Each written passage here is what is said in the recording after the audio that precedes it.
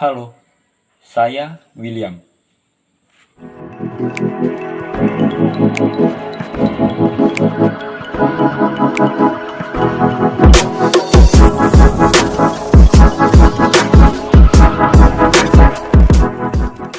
Hidup ini sebuah perjalanan. Perjalanan menemukan hakikat sejati dari kehidupan itu sendiri. Perjalanan hidup merupakan sebuah pilihan. Pilihan untuk menemukan sebuah makna sebenarnya dari kehidupan ini. Bagaimana kita memaknai hidup? Di mana kita menemukan hakikat sejati itu? Tentu ada beragam cara untuk membuat hidup menjadi lebih bermakna. Tetapi akan lebih bermakna jika kita hidup bagi sesama. Mengurus diri sendiri saja belum bisa, mengapa harus membantu orang lain?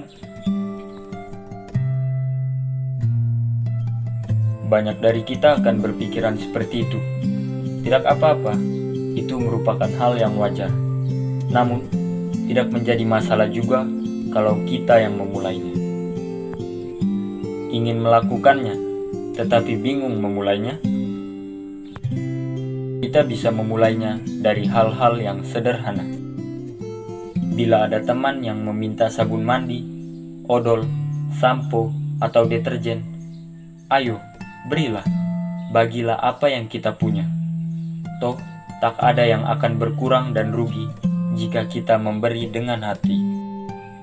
Indahnya berbagi, sekecil apapun pemberian kamu, yang dilakukan dengan ikhlas akan sangat berharga. Kita bisa membantu teman dalam mengerjakan tugas sekolah, dan kita bisa membantu teman yang kesulitan dalam belajar.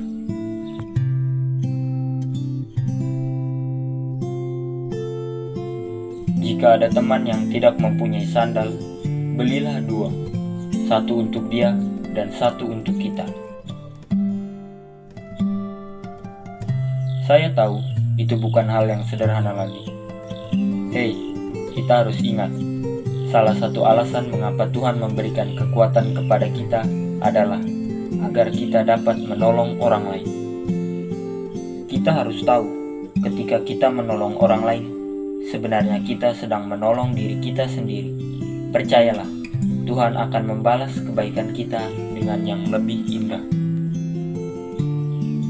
Fiersa Bersari pernah berkata, menolong orang tidak perlu diiming-imingi, nanti dapat pahala dan rezeki berlipat ganda, karena ketulusan tidak mengharapkan imbalan. Jangan mencari muka saat membantu sesama. Jadilah orang di balik layar agar muka kita tidak terpampang.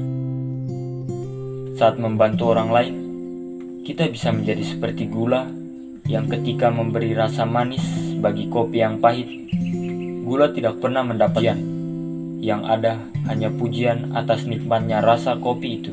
Namun, ketika rasa pahit lebih dominan di dalam kopi, maka gula yang akan disalan. Kurang gula di kopi ini.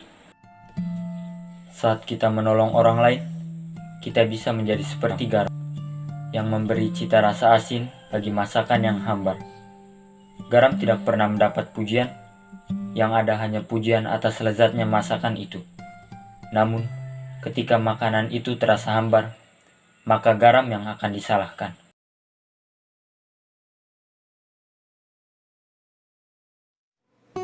Saat menolong orang lain, jadilah seperti sutradara yang merancang skenario film dengan begitu apik, memilih pemeran dengan begitu baik. Sutradara tidak pernah mendapat pujian, yang ada hanya pujian atas film yang begitu keren dan bagus, pemeran yang begitu keren, tampan dan cantik. Namun, ketika film itu buruk, maka orang akan berkata, siapa sih yang buat film? Jadilah seperti sutradara, gula dan garam yang bekerja di balik layar dan tidak pernah mendapat pujian, tetapi memiliki pengaruh besar karena kehadirannya. Kita membantu sesama, dan ketika ia berada di puncak kesuksesannya, kita harus berkata, aku tidak terlibat apapun dalam proses hidupnya. Tetapi ketika ia berada di dalam keterpurukan, kita harus berkata, aku ikut terlibat dan bertanggung jawab untuk membantunya.